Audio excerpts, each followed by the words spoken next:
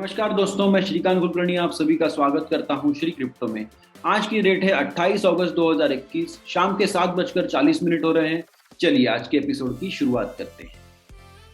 दोस्तों, हम पहुंच गए हैं coinmarketcap.com पे। चेक करते हैं क्या हाल है मार्केट का। टोटल क्रिप्टो करेंसीज है 11,455, एक्सचेंजेस है 499, मार्केट कैप है $2.093 ट्रिलियन, 24 घंटों का ट्रेडिंग वॉल्यूम है $98 बिलियन, बिटकॉइन का डोमिनेंस है 43.7%, इथीरियम का है 18.1%। अगर ओवरऑल मार्केट देखा जाएगा तो $2.09 ट्रिलियन मार्केट का टोटल मार्केट कैप है और 2.79% से मार्केट ऊपर आ चुका है। चेक करते हैं टॉप 10 क्रिप्टो करेंसीज के क्या हाल है। पहले नंबर पे बिटकॉइन $48,669 पे है, करीब करीब 2% से बढ़ गया है 24 घंटों में और $0.25% से कम हुआ है 7 दिनों के हिसाब से। दूसरे नंबर पे इथीरियम है $3226 पे और करीब करीब $0.25% से ऊपर आया है 24 घंटों में और 1.37% से कम हो गया है 7 दिनों के हिसाब से। तीसरे नंबर पे है कार्डेनो, $2.83 पे है, 0.15% से बढ़ा है 24 घंटों में और 16.02% से बढ़ा है 7 दिनों के हिसाब से। चौथे नंबर पे बीएनबी है $486 पे, 0.20% से कम हुआ है 24 घंटों में और ऑलमोस्ट रादर 7.05% से बढ़ गया है 7 दिनों के हिसाब से। पांचवें नंबर पे स्टेबल कॉइन है टेदर, $1 पे ही रहेगा। रिपल छठवें पायदान पे $1.15, 1.45% से बढ़ गया है 24 घंटों में और 7% से कम हुआ है 7 दिनों के हिसाब से। सातवें नंबर पे डोज कॉइन है 28 सेंट पे या फिर $0.2857 पे, 1.29% से बढ़ गया है 24 घंटों में और 10.82% से कम हो गया है 7 दिनों के हिसाब से। अब यहाँ पे एक बहुत बड़ा डिफरेंस आया है। सोलाना का ग्रोथ हुआ है अच्छा खासा और सोलाना ने ओवरटेक कर लिया है यूएसडीसी को। तो अभी फिलहाल $93.12 पे आ गया है सोलाना। 15% की ग्रोथ दी है सिर्फ 24 घंटों में और 23.15% की ग्रोथ दी है 7 दिनों के हिसाब से। यूएसडीसी स्टेबल कॉइन है तो $1 पे ही रहेगा 9वें नंबर पे। पोल्का डॉट अभी फिलहाल $25.87 पे है 10th नंबर पे और 1.36% से बढ़ा है 24 घंटों में और 8.86% से कम हुआ है 7 दिनों के हिसाब से। हमारा टॉप 10 क्रिप्टो करेंसीज देख के हो गया है। हम बढ़ते हैं क्रिप्टो करेंसी दुनिया की खबरों की तरफ। Cuba set to recognize and regulate cryptocurrency, ये हमने कल ही कवर किया था, लेकिन एक सिर्फ लाइन मुझे कवर करनी है फिर से। The country had to temporarily stop accepting cash bank deposits in United States dollars due to tighter restrictions set by former US President Donald Trump। तो इसका क्या मतलब निकलता है कि क्यूबा के देश में कोई भी बैंक है तो वहां पे डॉलर्स के डिपॉजिट्स अलाउड ही नहीं थे कुछ टाइम के लिए।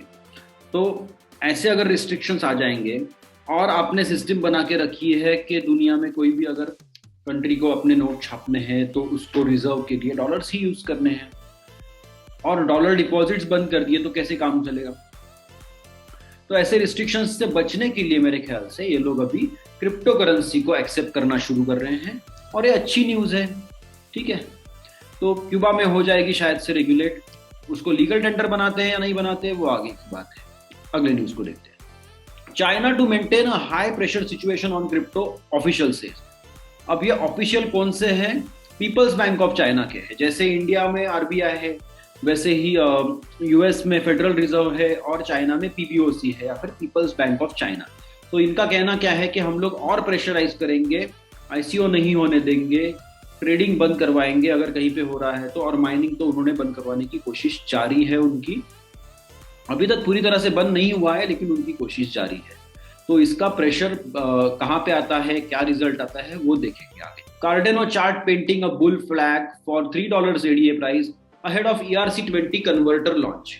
तो कार्डेनो में से आप ERC20 टोकन्स जैसा कन्वर्जन का एक ऑप्शन आ रहा है तो उसकी वजह से, और प्लस जो एक्चुअली टेक्निकल एनालिसिस जिसे बोलते हैं उसके हिसाब से कार्डेनो की प्राइस मतलब एडीए की प्राइस $3 तक जा सकती है। अभी फिलहाल आई थिंक $2 के आसपास है, $2, $2.5 होगा शायद से। यस, $2.82 से तो $3 तो आराम से पहुंच सकती है। देखते हैं आगे जाके क्या होता है। बिटकॉइन कुड हिट $30,000 और $100,000 this year as analysts warn next months are की। तो अभी हम लोग हैं अगस्त महीने में, सितंबर और अक्टूबर बहुत इंपॉर्टेंट है, उसके हिसाब से डिसाइड होगा कि इस ईयर एंड पे क्रिप्टो मार्केट टॉप पे जाता है या नहीं जाता है, या फिर पहले जैसा जो था $64,000-65,000 वहां तक जाके वापस आ जाएगा, या फिर $30,000 को जाएगा, या फिर एक नया ऑल टाइम हाई सेट करेगा। ये देखते हैं आगे जाके क्या होता है। ये टोटली डिपेंडेंट है कि अभी फिलहाल जैसी न्यूज आ रही है सारी, वो तो अच्छी न्यूज आ रही है। अगर कोई बुरी न्यूज आ गई बहुत बड़ी तो शायद मार्केट इस तरफ जाएगा, ऐसा लग रहा है। अगर ये जो नॉर्मल अपना ट्रेंड चल रहा है न्यूज का वैसे ही रहेगा तो शायद से हम लोग इस तरफ जा सकते हैं, ऐसा लग रहा है। देखते हैं क्या होता है। Okay, Square's Jack Dorsey plans to build decentralized bitcoin exchange.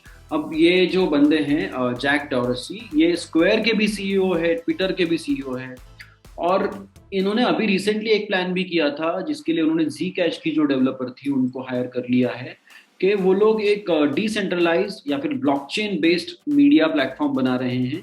तो वो एक डेवलपमेंट है, वो भी डिसेंट्रलाइज्ड ही करेंगे, शायद से ओपन सोर्स होगा। और यहाँ पे इनका प्लान अभी नया वाला है कि एक डिसेंट्रलाइज्ड बिटकॉइन एक्सचेंज बनाएंगे, मतलब एक डेक्स जिसे कहा जाता है, DEX, जिसका कोई सेंट्रल कोर नहीं होगा और जहाँ पे कोई डिपॉजिट्स और विड्रॉवल्स नहीं होंगे फिएट करेंसी के, शायद से सिर्फ बिटकॉइन एक्सचेंज रहेगा। और फिएट का जो कुछ भी लेन देन होगा वो डायरेक्टली जो भी ट्रेडिंग करने वाले हैं उनके अकाउंट से होगा। तो एक्सचेंज का खुद का कोई फिएट अकाउंट नहीं होता है, तो वो नॉर्मली डेक्स कहलाता है। तो ये भी अच्छी एक डेवलपमेंट है।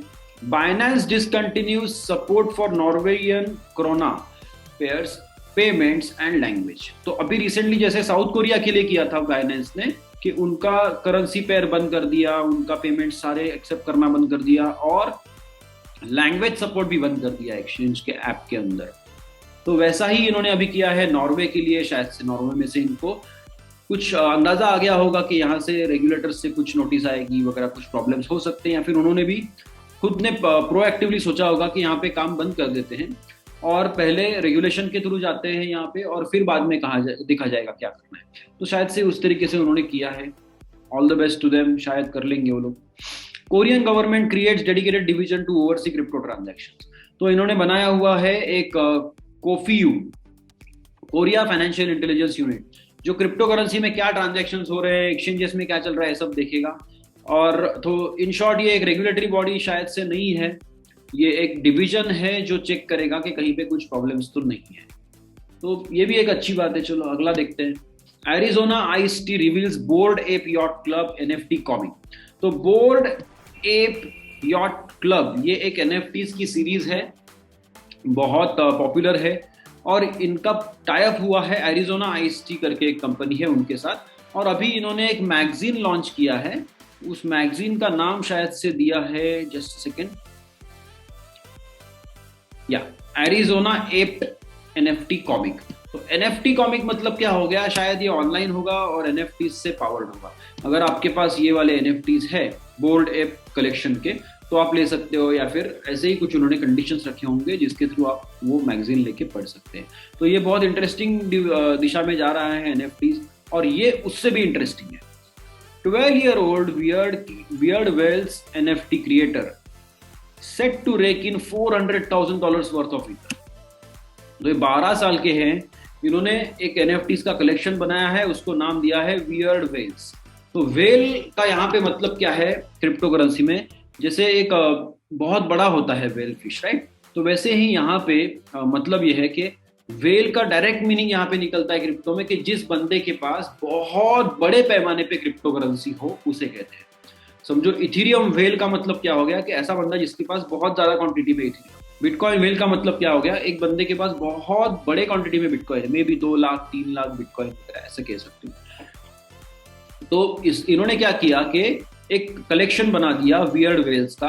तो आप यहाँ पे मिंट का बटन दबाएंगे तो आपको 0.25 इथीरियम फी देनी है, तब आपको 10 वियर्ड वेल्स मिलेंगे। और ऐसे ही इन्होंने 3,350 ऑलरेडी मिंट करके हो गए हैं। तो बहुत इंटरेस्टिंग डेवलपमेंट है, और इनका इन्वेस्टमेंट है $300 ओनली। तो $300 मतलब 22-23 हज़ार रुपए इन्वेस्ट करके इस बंदे ने करीब करीब 3 करोड़ रुपए के इथीरियम कमाने का इनको अभी अंदाजा है। ऑलरेडी कमा लिए हैं अच्छे खासे इन्होंने। दिया था यहाँ पे, इन्होंने अच्छे खासे ऑलरेडी कमा लिए हैं, और 400 हजार मतलब अंदाजन $4 लाख के इथेरियम और एक्सपेक्टेड है इनको उस सिस्टम में से। तो इंटरेस्टिंग मतलब कि अभी आप इसमें पढ़ाई करोगे, अगर आप क्रिएटिव बंदे हो, म्यूजिक वाले हो, डिजाइनर हो, या फिर किसी क्रिएटिव आर्ट में हो, तो आप इस एनएफटी का फायदा जरूर उठा सकते हैं। World second leading crypto network Ethereum splits into 2 chains.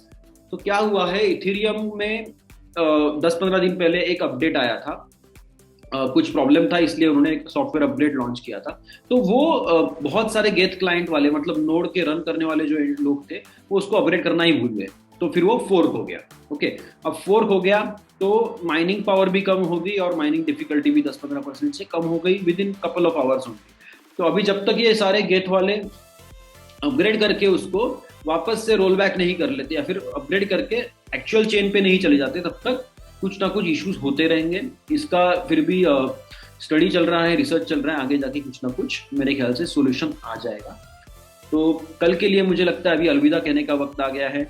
एक बार जस्ट मैं कॉइन मार्केट कैप चेक कर लेता हूँ, रिफ्रेश कर लेता हूँ, आपको बताता हूँ कि 28 अगस्त 2021 को शाम को 8 बजे बराबर बिटकॉइन था $48,657 पे। मैं श्रीकांत कुलकर्णी आपसे अलविदा कहता हूँ आज के दिन के लिए। कल के एपिसोड में फिर से मिलेंगे, cryptocurrency market update check करेंगे और क्रिप्टो दुनिया की खबरें भी चेक करेंगे। तब तक के लिए buy the dips and hodl. Bye guys.